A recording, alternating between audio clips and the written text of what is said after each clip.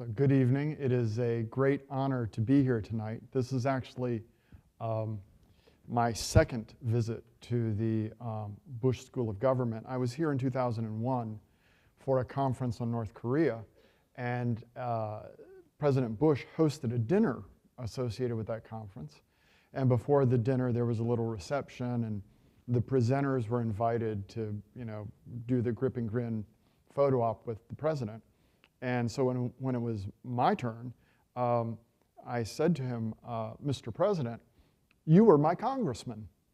And he got this huge grin on his face because apparently he was quite proud of having been elected to the United States Congress. And then there was this momentary pause and kind of a look at horror, and he gestured down with the palm of his hand around his knee. And I said, well, I didn't say I voted for you. I think I was 4 years old at the time. But it is indeed an honor to be here tonight. President Bush was a great man, and I think his presidency is looking better and better and better in retrospect. Anyway, over the last 2 years, we've witnessed a flurry of diplomatic activity. I've been following North Korea for more than 25 years, and not since the onset of the famine in the early 1990s has there been such deep uncertainty as to the future of the country. Due to its internal political economy, North Korea is relatively insensitive to either sanctions or inducements. And my best guess is that we're in for a kind of muddling through in which multi- and bilateral sanctions will not be removed, but enforcement will weaken. Countries will find workarounds to re-engage with North Korea. And it will be accepted as a de facto nuclear state, much like Pakistan is. But the question I want to focus on tonight is whether a more forward-leaning diplomacy could help tilt the outcome in a more favorable direction. And as a consequence, I will focus much of my remarks on the notion of purposeful engagement and the potential role of the United States. So there are basically two narratives to explain recent events. The maximum pressure story highlights sanctions and threats, while the other emphasizes North Korean agency. Momentarily setting aside the issue of sanctions, the standard argument for engagement is that it will encourage transformation in desirable directions. One avenue is through socializing policymakers in the target country as to the opportunities that would be created by less bellicose behavior. As those opportunities increase the payoffs to cooperation, change the cost-benefit analysis, and ultimately tilt the composition of the governing elite towards coalition of interests that stand to gain from international cooperation. The problem is that the incumbent leadership recognizes the kind of Trojan horse or poison pill dimension of engagement and will try to have its cake and eat it too, channeling those opportunities through avenues that are controlled by the state to forestall these broader effects. And so the questions I would like to address are, do the existing conditions of engagement support that kind of transformational vision? And if not, how can engagement be reformed, and what might the role of the United States be? So, having said that, let's first consider the case of sanctions. We know from the magisterial work of my colleagues at the Peterson Institute, Gary Huffbauer and Jeff Schott, that sanctions generally don't work. But when they do work, they work when three conditions are met. First of all, the target country is small and weak. The behavior or policy or action that the sanctions seek to change is not a core political goal of the targeted regime, and that the sanctioning coalition is universal or near universal. And it's obvious that these conditions do not hold in the case of North Korea. But beyond these considerations, the nature of the target state itself is relevant as well, as Steph Haggard and I emphasized in the book Hard Target that Andrew mentioned in his introduction. Authoritarian states, of which North Korea is an exemplar, can frustrate sanctions by repressing popular discontent at the economic dislocation created by the sanctions, and channel the rents that sanctions create towards favored constituencies and supporters. Now, in the case of North Korea, it's under both United Nations and bilateral sanctions. And I recognize that the font on that slide is probably impossible for you to read, but I felt obligated to show that there is this kind of set of UN resolutions on North Korea. The basic point is that historically, most of the sanctions imposed by the United Nations have been what I would call defensive in nature. They've sought to disrupt North Korean military programs, basically protecting the world community from North Korea's kind of rogue behavior. In addition, there are a limited number of luxury goods sanctions targeted at the elite. The idea is if the elite can't get access to luxury goods, this may dissuade them from pursuing a particular course of action. And I'll show you some data on that in a moment. But then in 2017, in response to some North Korean long-range missile tests, the United Nations, which had been pursuing a kind of strategy of smart sanctions that would not hit the general public, but would really aimed at the military and the elite, they broadened those sanctions out in a way that most trade in North Korea now is under United Nations sanctions. Yet those sanctions do not appear to have had a profound effect on the North Korean economy. The one aspect of the luxury good sanctions is that the United Nations never really defined what a luxury good was. That was left up to the individual countries. And so what I did was I took the luxury good list, and there is a high degree of overlap in these, of Australia and Japan, and applied it to Chinese customs data. That's up in the that first upper panel. And as you can see, the luxury goods continue to rise during this period. Most of those goods are not Chinese goods per se, but they enter North Korea via China. There is some evidence in the public domain of success in disrupting the military program. But the targets do not remain static, and North Korea has shown adaptive behavior, both in terms of circumventing sanctions through developing more elaborate sanctions evasion networks, shifting trade towards countries that are relatively lax in enforcement, and so on. And as a consequence, there is no evidence, there's no real evidence of macroeconomic destabilization of the North Korean economy. In the lower panel, there is data on, and the blue line is the black market exchange rate, and as you can see, it's quite stable. The yellow line, and I'll have to talk to my assistant about color choice in the future, is the price of rice in Pyongyang, and again, it looks pretty stable. So we're imposing sanctions. There is anecdotal evidence that it's causing discomfort, but it doesn't look like this is an economy on the verge of collapse. Well, if not sanctions, how about engagement? So let's go back to that story. Well, there are basically two theories of engagement, operating through simple quid pro quo inducements, and then a deeper attempt to transform the target regime through engaging with it. And both approaches are evident in the outside world's dealings with North Korea. With respect to inducements, the outside coalition basically pays the targeted country for policy change.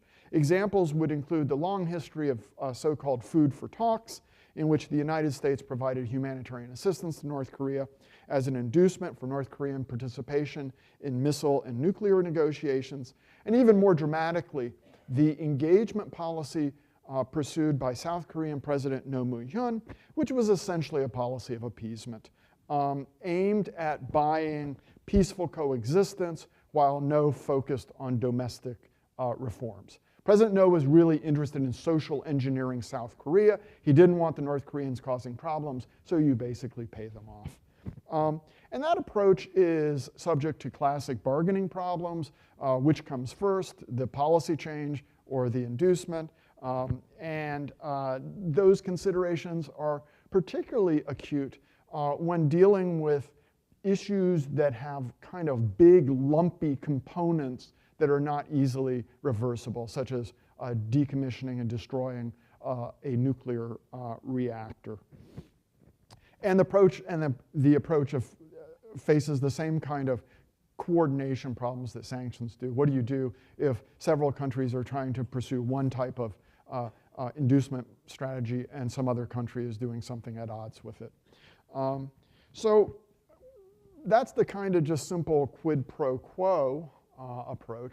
What about the more transformational approaches? Well, they have an intellectual history going back to the late 19th century.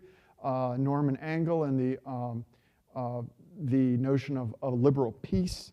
And they can be seen more recently in President Nixon's policy of détente towards the Soviet Union, Willy Brandt's policy of Ostpolitik towards the East Germans, and Kim Dae-jung's sunshine policy, which derived its name from the Aesop fable of the sun and the wind, in which the sun wins a bet with the wind about who can induce a traveler to take off his coat by providing him warmth. And the idea is that economic engagement will alter internal coalitional alignments, strengthening actors with a stake in maintaining pacific external relations, and ultimately contributing to less bellicosity by the target state. In this conception, engagement is an instrument of transformation. It is a means to an end. It's not the end in itself, which in the first case, it really is kind of the end in itself. But this approach faces this fundamental endogeneity problem. The target country incumbent regime is not stupid. They understand that this is a Trojan horse, and they have not only the capacity to resist sanctions, but will seek to control cross-border flows in ways that actually strengthen the regime and limit transformation. So what can be done? In the case of North Korea, the regime rests on remarkably narrow constituencies, which is why it is relatively insensitive to either sanctions or inducements. And the marketization of the economy that we have observed over the last 25 years was fundamentally a bottom-up process born of state failure and not any kind of centrally directed top-down reform. And as a consequence, the state has always exhibited a kind of ambivalence regarding these changes. So for the transformation model, the modalities of exchange matter, both for them and for us. From the standpoint of the North Koreans, the preference ranking runs from straight cash payments, right? That's the best. It goes straight to the state, and the state can then do what it wants with it. To airline overflight rights. The airplane flies above North Korea at 35,000 feet. Nobody sees it. The money goes straight to the central government. To pipelines and railroads. Again, the state collects a tariff on the pipeline or on the railroad. There's no interaction between the local population and, oil flowing through a pipeline or a train going down a track.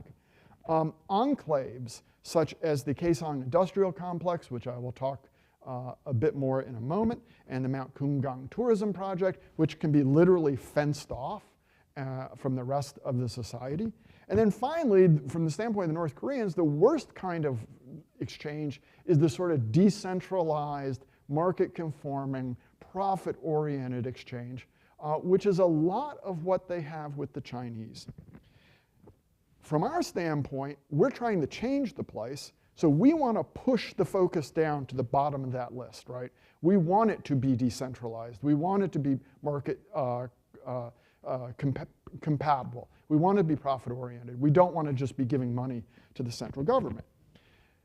So then you look at the players. Well, China has no interest in transforming North Korea. In fact, the economic policy of Xi Jinping, which is emphasizing the state and centralization, could be seen as a model for the North Koreans to emulate.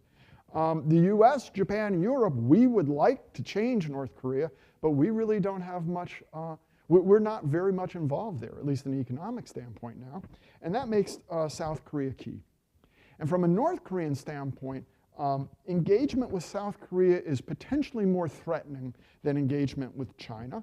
And unsurprisingly, the North Koreans have acted much more strongly to limit the types of exchange that it has with South Korea and subject those exchanges to much greater centralized control. The history of North-South economic relations has generated a situation in which the modalities of exchange occur through three quite distinct modalities.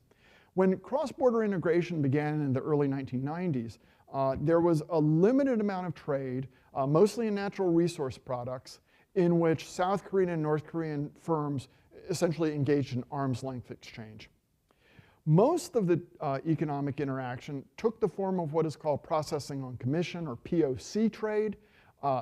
It is when South Korean firms supply inputs to a North Korean entity, oftentimes a state-owned factory, which then fabricates those inputs into an output, which is given back to the South Korean firm to be sold in South Korea or a third country market.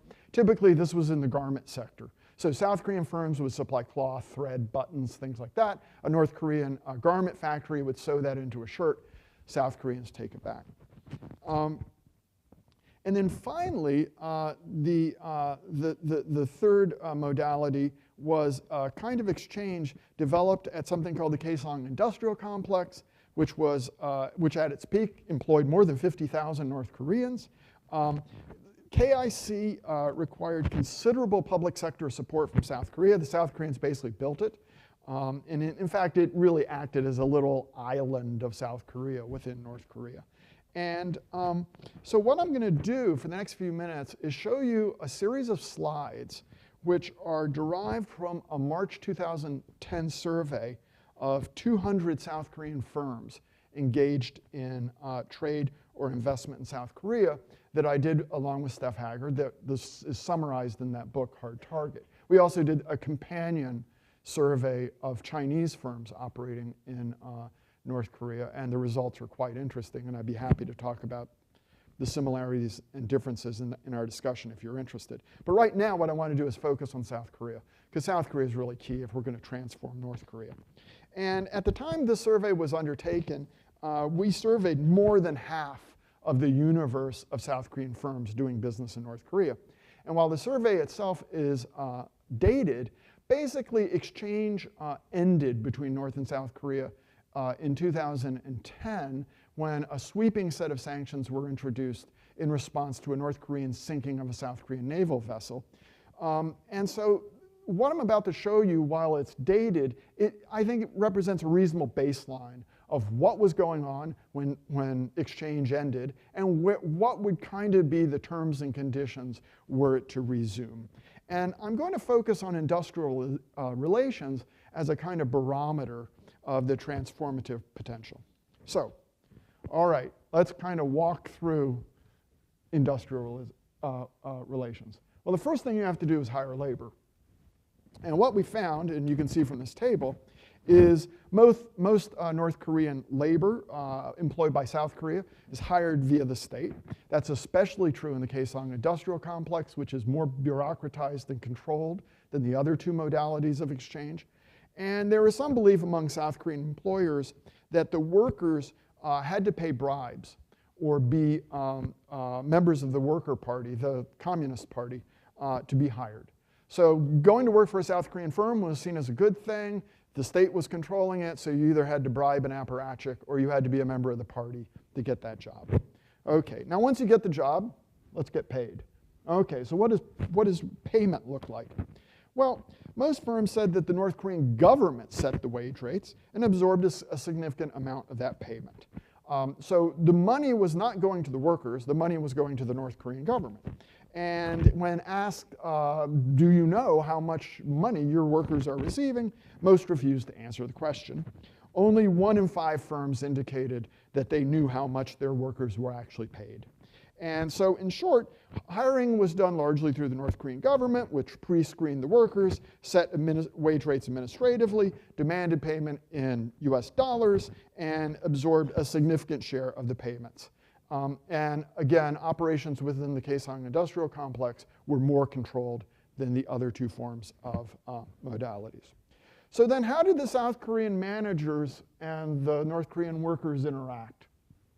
Well, South Korean managers normally do not supervise North Korean workers. Supervision is done indirectly through North Korean intermediaries. So if I'm a South Korean plant manager and I have North Koreans working for me, say at the Kaesong Industrial Complex, I would not go and instruct those workers. I would not interact with them directly. I would have an intermediary. So Andrew would be my intermediary, and he would be the one. I would tell him what I wanted, and then he would tell the workers.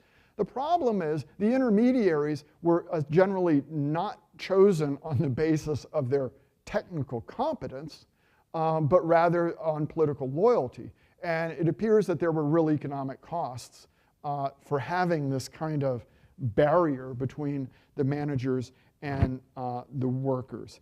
And there was no correlation. There were some cases where the South Korean managers did actually interact with the North Korean workers, but there was no correlation between direct supervision and beliefs about worker attitudes, complaints, happiness, knowledge of bribery or other pre-screening issues, or knowledge of wage payments retained by the state. So it sounds like the South Korean managers, even when they had the opportunity to gain more knowledge, they didn't seem to be acting on it. Few firms acknowledged that workers complained about conditions in their South Korean operated factory, and there was no correlation between having any kind of direct supervisory role and responsiveness to these complaints. Most thought that the North Koreans were happy working for South Koreans. Strikes and stoppages were infrequent, and on the rare occasion that something did go wrong, firms reported that they had no standard way of solving labor disputes. So from the standpoint of purposeful engagement, what is critical is the dog that didn't bark. The fact that there was little correlation between direct supervision of workers and either knowledge of their working conditions or worker attitudes, and knowledge about awareness of all these other issues. So the survey, and there's more to it if you're really interested, the survey basically documents labor practices that appear to be both exploitative, and by limiting the extent North Korean workers are exposed to new ways of organizing work, or even exposure to South Korean managers, are unlikely to generate the desired transformational effects. In short, South Korean firms operating in North Korea just pretty much conform to the labor practices prevalent in the rest of the economy. And the question then becomes, are these conventions consistent with international obligations of the governments of North Korea and its potential investors? And are there mechanisms that could be used to adopt more humane and potentially more transformative practices? The South Korean Constitution claims the entire peninsula, as does the North Korean Constitution symmetrically. But right now we're concerned with South Korea. South Korean Constitution claims the whole peninsula, and hence operations in North Korea by South Korean firms are arguably subject to South Korean law. And so the question then is, what constraints, if any, do various international and domestic laws and agreements place on the participants? So first place I'm going to look is at the OECD, the Organization of Economic Cooperation and Development. It's basically the club of rich industrial democracies, of which both the United States and South Korea and Japan, European countries, are all members. And the OECD and the UN, of which North Korea is a member, as well as South Korea, United States, we're all members of the UN. Both of these organizations have put forth codes of conduct aimed at prescribing behavior for multinational firms in which host government is committed to upholding international norms by facilitating the use of the home country's legal machinery in situations where the host country institutions are weak. So the idea is that investors from, say, the United States are investing in some poor country. That country doesn't have very good, very robust legal institutions. You can use, law, the whole legal framework of the United States to try to constrain the behavior of that multinational investor in that poor country. The problem with the application to the North Korean case is not that you have a government in the host country that wants to do the right thing, it just doesn't have much capacity. You have a government that basically doesn't believe in any of this stuff, and on the one hand, and on the other hand, the investor actually stands to benefit from that lack of standards. Okay, so UN, OECD doesn't seem too likely to work. How about South Korean and US law? As I mentioned, Article 3 of the South Korean Constitution declares that the territory of the Republic of Korea consists of, quote, the Korean Peninsula and its adjacent islands, unquote, establishing a de jure presumption of territoriality. The South Korean Constitution then goes on to elaborate several economic rights, including, quote, to enhance working conditions, workers shall have the right to independent association, collective bargaining, and collective action, unquote. It also contains a provision that reads, quote, treaties duly concluded and promulgated under the Constitution and the generally recognized rules of international law shall have the same effect as the domestic laws of the Republic of Korea. So, to be clear, labor standards in South Korea have not always been that great, but one could interpret these articles and others in the South Korean Constitution together with South Korea's international law obligations as forming the constitutional basis for encouraging, if not requiring, South Korean firms to facilitate nationally and internationally recognized labor rights in North Korea. So, for example, a proactive South Korean government could attempt to negotiate amendment of the Kaesong Industrial Complex labor law to incorporate the core International Labor Organization standards, such as those standards that I just mentioned, of free association, right to collective bargaining, and so on. Now, the government of North Korea would almost certainly reject this, but the actual outcome would be a function of bargaining between the two Korean governments. The situation with respect to the United States is somewhat different. The United States has no real commercial presence in North Korea, and the perception that the North Korean economy operates on slave labor creates an impediment to deeper involvement. So, for example, in the US-Korea free trade negotiations, the US opposed extending duty-free treatment to the products produced in the Kaesong Industrial Complex, and instead, a compromise was reached in which a binational commission was set up to could re-examine the issue if changing circumstances warranted. So basically, if North Korea were to collapse a la East Germany, there's a provision in the Chorus Free Trade Agreement to quickly extend duty-free treatment to the northern part of the Korean Peninsula as a kind of way of jump-starting the economy. But in terms of the current situation with the current regime, the United States is not going to do that. And then beyond sanctions per se, economic engagement between the United States and North Korea is constrained by a whole variety of laws which use restriction on economic relations as an enforcement mechanism for international agreements on non-economic policy concerns or encouraging desired action or behavior in other policy areas. So, for example, North Korea is excluded from US government programs that in effect subsidize trade and investment through the Export-Import Bank, financing and the Overseas Private Investment Corporation foreign investment guarantees. It is effectively barred from the US executive directors at international organizations such as the International Monetary Fund, World Bank, Asian Development Bank, of which North Korea is not a member of any of these organizations. But if it were to approach these organizations, the US executive director is basically constrained by US domestic law to oppose lending any money to North Korea. for reasons of various triggers, including its status as a communist regime, its state support for terrorism. There are other triggers relating to things like drug trafficking. The North Koreans are actually not on the official list for drug trafficking. Proliferation of biological and chemical weapons, egregious abuse of human rights, including religious rights. The United States, the way the legislation is written, it's not consistent across these various laws. Various laws give the executive greater and lesser degree of discretion. And so if there was some kind of rapprochement between Washington and Seoul, the president has a fair amount of domestic executive authority to kind of ignore some of these provisions, but others, such as the state sponsor of terrorism listing, not so much.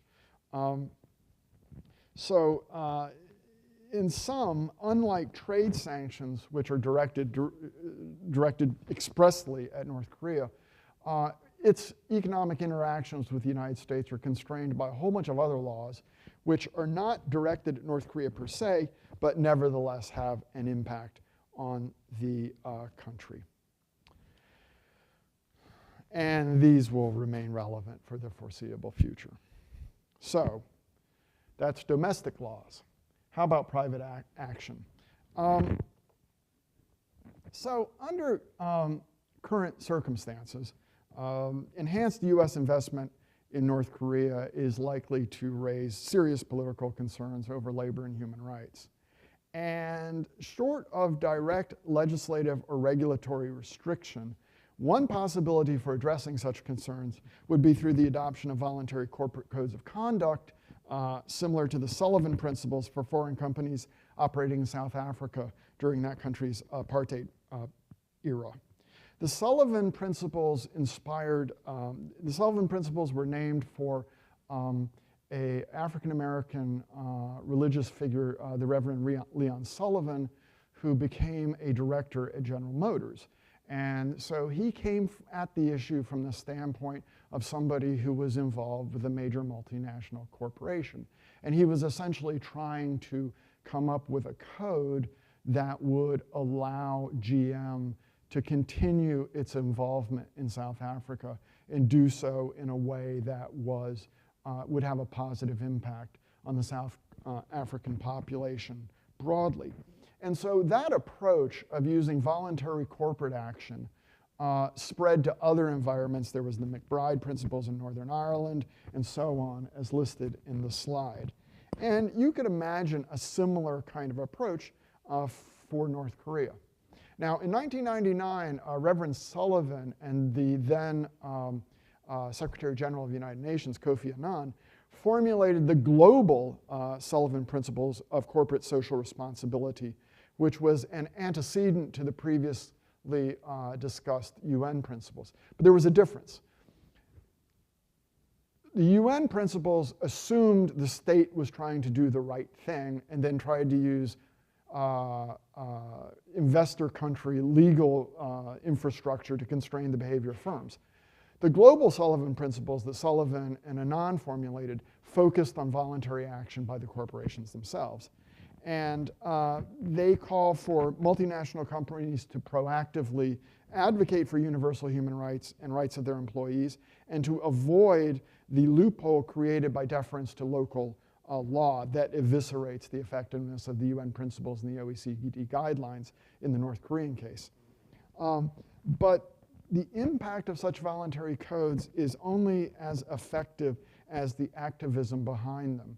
And looking at the audience, most of you are not particularly young, and so you may actually remember the political controversies here in the United States about sanctions on South Africa and the involvement of local governments and eventually the United States Congress in that process.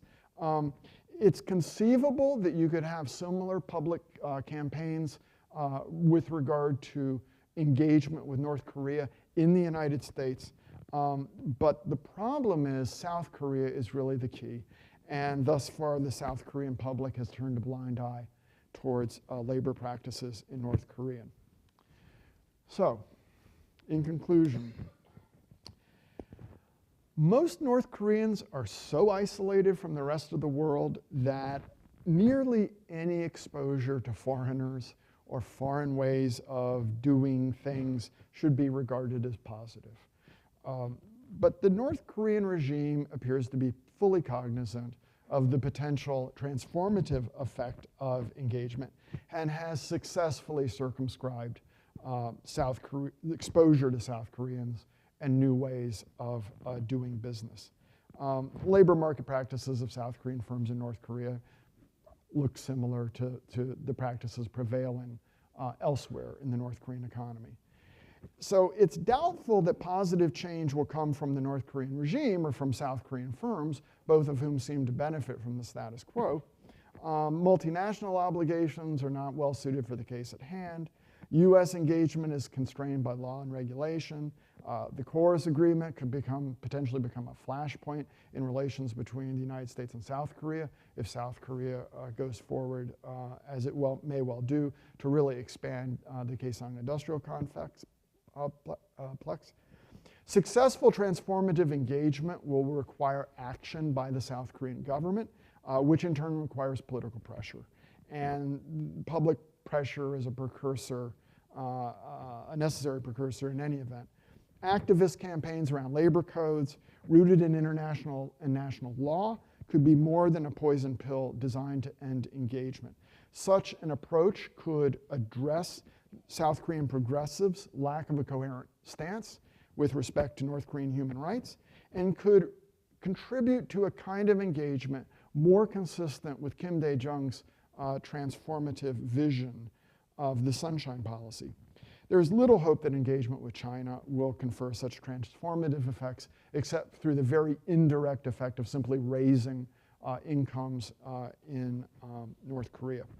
Other investors, such as the United States, Japan, Europe, may have more progressive agendas, but they're not sufficiently involved to wield much influence over North Korean internal practices. Although many outcomes are possible, unless North Korea's partners begin to emphasize more transformative approaches, engagement risks simply enabling dangerous military modernization in North Korea. Multilateral and bilateral sanctions won't be removed, but enforcement will weaken and countries will find workarounds to re-engage with North Korea. North Korea will be accepted as a de facto nuclear state, much like Pakistan. And the country will have, in effect, resolved the contradiction embodied in its so-called Byungjin line of parallel development of nuclear weapons and the domestic economy. Thank you for your attention, and I look forward to our discussion.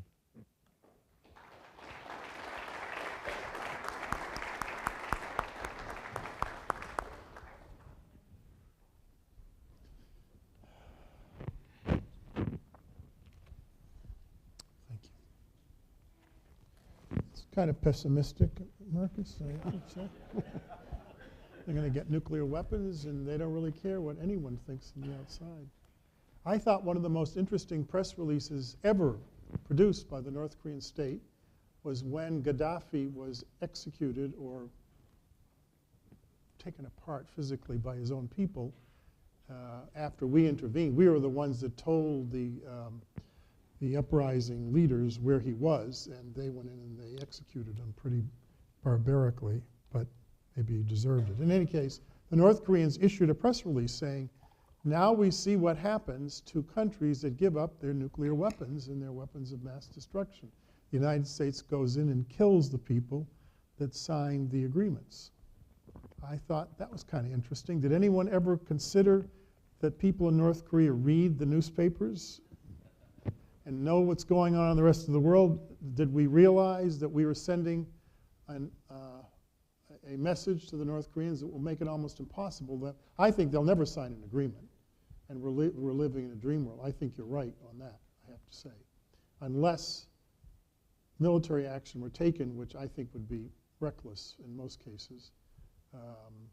But what has happened is very interesting to me, is that since the president has started these meetings with Kim Jong-un, they've done a few tests, but they haven't done anything as provocative. They haven't attacked South Korea, which is a step forward in the past. So your argument basically is this is going to happen whether we like it or not, and we should simply do nothing? I mean, that's what you seem to be saying. No. So what I think you're right. I don't think they will ever voluntarily give up their, all their nuclear weapons. I guess the message that I want to deliver is that if you think you're going to crush them through economic sanctions and they're going to, surrender their nuclear weapons, that's not going to happen. So if that's not going to happen, then you have to think about ways of constraining the existing regime. I actually think that, my best case scenario would be a situation in which we basically negotiate a kind of freeze in the context of a broader negotiation, which would involve a peace treaty to permanently end the Korean War and diplomatic recognition between Washington and Pyongyang. In that broader context, what I think the best we could probably hope for is an agreement in which we go back to statements that the North and South Koreans have made on multiple occasions that they want this Korean peninsula to be denuclearized. So that is our long-term goal that everyone recognizes, complete denuclearization of the peninsula. Now, we recognize that there is a kind of legacy issue. There's a certain inventory of nuclear weapons. And we agree as a kind of medium-run goal to get rid of those. And we put in a set of steps. We put in security guarantees coming from the United States and China and Russia and so on. And we attempt to freeze or limit what they have, recognizing that we'll never, we're not going to get everything. They'll retain some capacity. But if everything is kind of built up around them, that capacity becomes less threatening. I think that's probably the best that we can hope for. I think that it is true that since this flurry of diplomacy started after 2017, we've not had any more long-range missile tests. But what we have had is a series of short-range missile tests, further development of mobile launchers, further work on submarines, and presumably work on miniaturization, which is hard to observe, but presumably is going on, all of which will make the North Koreans more threatening to South Korea and Japan and US interests in those two countries. And in the case of the submarines, could conceivably enhance their, and I don't want to overstate, I'm an economist, not an engineer, but my understanding is their submarines currently are pretty noisy and easy to track. But eventually, though, they could develop submarines that could, conceivably threaten the United States by, bringing the submarines within striking distance of missiles launched from the submarine. So, while we're sitting here, they continue to make progress on military modernization. And I think the best that we can hope for is a broad agreement to try to freeze some of this stuff in place, recognizing we're never going to eradicate it completely. Not going to happen. So I went to North Korea with World Vision in June of 1997, which is actually the peak of the famine. Right. I saw no evidence of it of dead bodies in the streets because they would clean them up. And it was a carefully controlled trip. I realized the only way to find out what was happening was to go up to the Chinese border, which I did do a year later with the Venerable Pomyong Sunim, a Buddhist monk from South Korea. And I interviewed people escaping North Korea with no Chinese police or North Korean police. And I got a much clearer picture of what was happening. What was intriguing to me is how much progress economically they have made since then. When we were there, my delegation for World Vision, there were no cars on the streets. They had these women directing traffic, mainly because the traffic lights didn't work because there was no electricity for the traffic lights to use to go on and off. So they had women directing traffic, but they were directing no one. They were going like this. There's no one on the streets to move. So it was actually very surreal. The whole trip was surreal. There was no commercial activity in the street. We drove around the city. You'd think they want to show us some commercial activity. The stores appeared to have stuff in the windows, but nothing in the store itself. So it was sort of Potomkin Village sort of thing. I've been told, I have not been back. I've been a little nervous since some of the things that I've written that I might not come back if I go. It would be a one-way trip, so I've decided not to go back. Pyongyang keeps saying, no, they want you to come back, Andrew. I said, I'm sure they do. It's leaving that I'm a little nervous about. So I haven't seen it myself, but I've talked to other people who've been to North Korea, and they said there is a booming economy in the capital city, not in the rural areas or in the small cities, particularly the Northeast, which is the most impoverished area in the country. But the capital city, there appears to be a growing middle class. It has services. There's the markets are full of stuff. So there has been economic progress, and a lot of housing has been built. Apparently with credits from China, is that where most of it came from? I'm not clear where the capital came from. I guess in North Korea you don't need capital to do certain things. But could you comment, because a lot of your work is in the economic sector. So I think former Vice President Mondale once told me anybody who describes themselves as an expert on North Korea is either a liar or a fool. And my corollary to Mondale's adage is do not believe any datum on North Korea that comes with a decimal point attached. So please understand what I'm going to say is kind of rough and impressionistic. By general consensus, the economy bottomed out in 1998. And it's been kind of bouncing along, coming back since then.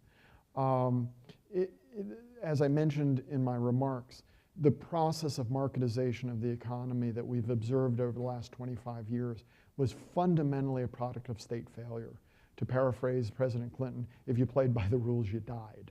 I mean, those are the people that Andrew saw. And it was, people began to, families, work units, local government offices, small, lower level small military units, all began acting in entrepreneurial ways to secure food, much of which was technically illegal. And then in the aftermath, laws were changed to essentially ratify facts on the ground.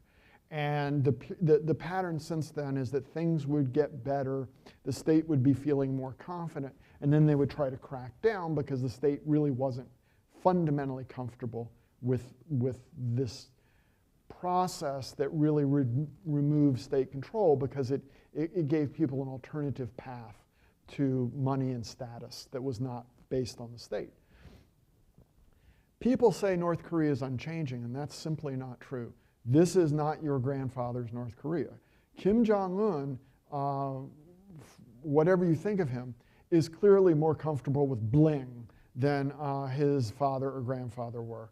And he has allowed the development of essentially a nouveau riche class of investors who are allowed to make money as long as they kind of play by the rules, which are not well defined. And so what you see is, in the capital city of Pyongyang, a real growth in the sorts of goods and services that are available to people with money. And as Andrew said, that's generally not the case in provincial cities and rural areas, which have stagnated or even gone backwards. The Northeast, Chongqing, is actually doing pretty well now because of Chinese money. So you've got Chinese money going into this old, kind of the Detroit or Gary, Indiana of North Korea up in the extreme Northeast. The Chinese money is now coming in because of the proximity to China, and that place is actually doing pretty well. It's also historically a center of the chemical industry, going all the way back to Japanese colonial period, and it's become a center for manufacturing illicit drugs. Those people with skills in chemistry had to do something. So they started making meth. So you have... Just to interrupt you with one little story. When Pyongyang and I were up on the border, we talked to some farmers, and they talked about during the famine having fallow land. And I said, Pomyon, could you tell me exactly what that means? Fallow land means you're not, if it's a famine going on, I would guess you'd use every available hectare to grow something on. And he said, Andrew, it doesn't make any sense that these people are telling us that there's a third of the land is fallow. We found that, it took him 4 years to find out what that meant. The North Koreans, in order to protect them from what they were, from intelligence agencies finding out that they were officially growing poppies and other kinds of illicit drugs, officially. I mean, it's probably the only state in the world. It's not that they're looking the other way. They're actually doing it themselves for export purposes. And they changed the meaning of the word fallow. Fallow in North Korea means they're growing drugs. And so when the farmer was saying that, he was actually telling us what we did not understand, because the South Korean word for fallow was no longer had the same meaning in North Korea. And he came in one day to see me, and he said, now I've discovered, I've settled the mystery as to why they weren't fallow. They were growing something, but it was not food, it was drugs. So one last remark on this is that, so one of the things that Haggard and I did was we started going through revisions of North Korean law and revisions of sort of, they have essentially regulations, these kind of edicts that give, you know, the details of how the law should be implemented, because it can be read as a kind of roadmap to what was going on internally, right? You wouldn't make something illegal unless it was happening. And so, you know, you would see that it was illegal to hire labor. It was illegal to sell, you know, yourself for labor. It was illegal to do this and that. But then you would see it's illegal to sell precious metals in the market. It's illegal to, and one of the things was, you know, and there was a whole set of things that were listed as capital crimes. And I think, you know, many of you will probably be comforted to know that it is a capital crime in North Korea to operate a prostitution ring out of a motel or restaurant. Okay. Are crimes against humanity brought up in the negotiations with North Korea? Are you aware of that? I mean, that's one of the issues that you and I have raised through our committee. Largely not. U.S. policy has, emphasis within U.S. policy has varied a bit from administration to administration, but generally the nuclear issues and military issues are given priority, and human rights concerns are pretty far down on the list. And the relative weighting shifts from government to government. When the president walked out of the negotiations with Kim Jong-un because they were not going well, did this have a dampening effect on the North and South Korean détente that was blossoming? That's a really good question. I have actually been pleasantly surprised by the government of Moon Jae-in in South Korea. I thought that he was going to be much more forward-leaning and a much greater gap would open up between Seoul and Washington. But we've managed to keep it pretty close together. And so while the South Koreans would like to move a little faster than we would, and they were discouraged by that bad outcome, nobody's broken off the reservation yet. Now, that still could happen. But right now, the United States and South Korea are trying to kind of maintain a common front and trying to get the North Koreans back involved. If you were President Trump's national security advisor, I don't know which one I have no interest in that job. What would you tell him concerning relations with Kim Jong-un? You know, maybe that's an unfair question. No, I mean, you know, I don't want to be the national security advisor, and I'm sure President Trump doesn't want me. But I'll say this, as somebody who, you know, has generally been pretty critical of the Trump administration, I think the dynamics of North Korea are such that you were not going to get nuclear. The standard, you know, you start from the lowest level and you build up and up and up and up and up until finally the leaders meet for some kind of photo op at the end of the process. That process was not going to denuclearize North Korea, because the internal political culture of North Korea is such is no one is going to negotiate denuclearization of the country with the Americans unless they know that Kim Jong-un is on board. So a lot of you have probably done business in Asia, and there is a pattern of the way you go about doing this, where the two big guys get together and have tea. And they kind of, haggle it out, and then they tell the aides to go, go fill in the details. And then they go off on the yacht. And so I actually thought that the kind of, playing it by the book like the Obama administration was doing and previous US governments wasn't going to get the job done. So I was happy, actually, that President Trump said that he would meet with Kim Jong-un, because I thought that was a necessary first step. Now, I don't think that we played it very well in the actuality. But as a matter of theory, as a matter of principle, yeah, I think that's how it needed to start. So what's the next step? Is there something about to happen, do you think? Or are they? John Bolton's gone. I mean, he's as you know. And he was the hardliner. In fact, that's one of the reasons I think that the North Koreans were confused, is they had the president embracing Kim Jong-un. At the same time, you have the hardest liner of the hardliners as a national security advisor. And I know the president likes to keep his adversaries off guard by confusing them, but yeah, no, what were they to think? If somebody understands U.S. policy towards North Korea, please tell me after this. I mean, my sense of this is as follows. You have a policy that is made by career civil servants, largely in the Department of State and Department of Defense, with inputs from the Treasury and Department of Energy and so on, which has a certain coherence and a kind of continuity to it. And then in this government, you've had a series of national security advisors that were somewhat more hawkish than that kind of conventional policy. And that's why you heard talk about the bloody nose and all this kind of stuff.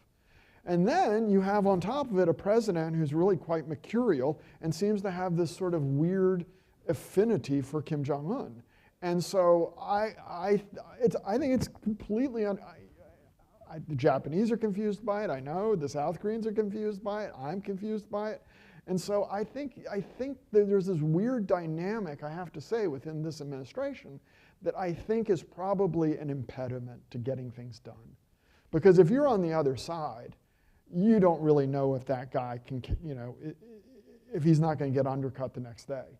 And so you're going to be very reluctant to enter into any commitment with an interlocutor who you think doesn't, mind meld with President Trump. And I think this really is an issue. Now, it may be the current crew of guys led by Secretary Pompeo are such loyalists that they will have credibility with the North Koreans and others. But I think that the way our government has operated actually has been an impediment to making progress. So, Victor, I identified one a coup plot. And I interviewed some senior officials, North Korean officials who had defected to South Korea, who said there, I think, 23 officers were caught at corps level, and they were taken out and shot. And one of the people who defected said one of his friends actually watched them taken out in chains. They were just taken out and shot. They obviously didn't have trials or anything like that. But Victor Cha says in his history of of North Korea, there are 5 coup plots that were uncovered. Is there any chance of removal of the regime internally that way? I think it's a less and less likely outcome. There have been instances where there's an unlikely to be popular uprising because the society is simply too atomized. If there is any opposition to the regime, it's going to come from the military. There have been some cases in the past where people went off the reservation. I think that one of the things you can see is everybody talks about how bloodthirsty Kim Jong-un is and all the people he's executed and killing people by anti-aircraft gun and all this kind of stuff. But if you look closely, he's not killing the Secretary of Education. He's not killing his Minister of Health. Most of those executions center on the military and the internal security services. So, there's also been a lot of turnover. Now, some of that turnover was probably necessary. If you looked at the age structure of the North Korean state, the officials had gotten very old. And you would think a younger guy would have wanted to replace his father's loyalists with his own loyalists. So a certain amount of this churning is understandable. But the churning has been great, and it's been focused on the exact institutions that could potentially pose a threat. They recently tweaked the Constitution to give him even more titles and even greater status and so on. And my sense is that he's probably pretty thoroughly consolidated power. And that's just one more reason why I don't think you're going to denuclearize the country. Because in a complete and total way, because he's got to keep the military happy. And like any leader anywhere else in the world, he's going to give the military a fair budget so they can develop new weapon systems and things that as the military you like. So, you know. What is, the risk really is not that they're going to use the weapons against us, because as Condi Rice privately said to me once, we can make, I think she said it publicly too, we can make North Korea into a parking lot overnight if they did that. So deterrence would work. What's the reason that we're so obsessed then with stopping them from developing weapons if we have deterrence, which we clearly do have? Well, it's not so clear. I mean, and this is like kind of a Rorschach test, because ultimately it's kind of where you come out on this is sort of a matter of faith. So we have double-sided deterrence, and that because they have all that forward deployed artillery. They got 11,000 artillery tubes in the Khe Sanh Ridge. They could, you know, we could turn them into a parking lot. They could turn Seoul into a parking lot, right? So I mean, we have double-sided deterrence, and that's lasted 70 years. And there have been minor instances, you know, I referred to a South Korean naval vessel being sunk, but no reenactment of the Korean War. Okay, the current situation is changing in a couple respects. They're developing increasingly lethal ways of bringing military force to bear on the southern part of the Korean Peninsula and Japan. At the same time, they're developing capacity for striking the United States. And the concern is that they will, that their capacity to also you know, fire at the United States will break down that deterrence. Because, you know, in the kind of, you know, popular parlance, we're not willing to trade San Francisco for Osaka. And at that point, the South Koreans and the Japanese are going to get very nervous if they think that the extended nuclear deterrence or nuclear umbrella no longer holds. And then you ask yourself, what is the purpose of developing, you know, miniaturized nuclear weapons and all these sort of short, medium-run delivery systems? Is it purely defensive? That, you know, we just want to keep the South Koreans and maybe one day the Japanese at bay, or is this ultimately about unifying the peninsula by force? And where you come out on that really, I think, is a matter of almost individual psychology of the individual analyst. Well, thank you very much for coming. We're a little over time now, but we appreciate it, and thank you, Marcus, for your thoughtful presentation. Thank you for having me.